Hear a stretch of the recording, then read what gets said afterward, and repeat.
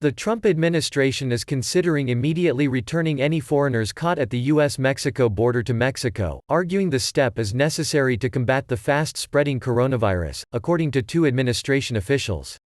The measure, which remains under discussion, would apply to migrants caught crossing the illegally outside ports of entry and would not affect legal immigration or commercial traffic, the officials said.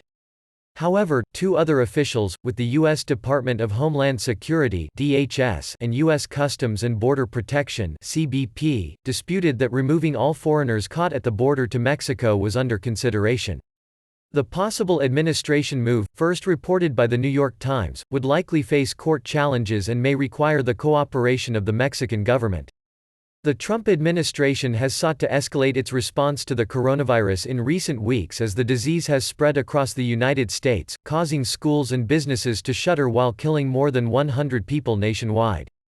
The DHS and CBP officials said separately on Tuesday that U.S. border officials would step up returns of Mexican nationals caught crossing the border illegally through an existing authority known as a voluntary return. Under that practice, U.S. officials can offer Mexican nationals caught at the border the option to return to Mexico as an alternative to formal deportation proceedings in the United States.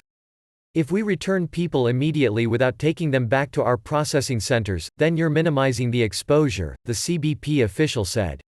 All four officials requested anonymity because they were not authorized to discuss the plans.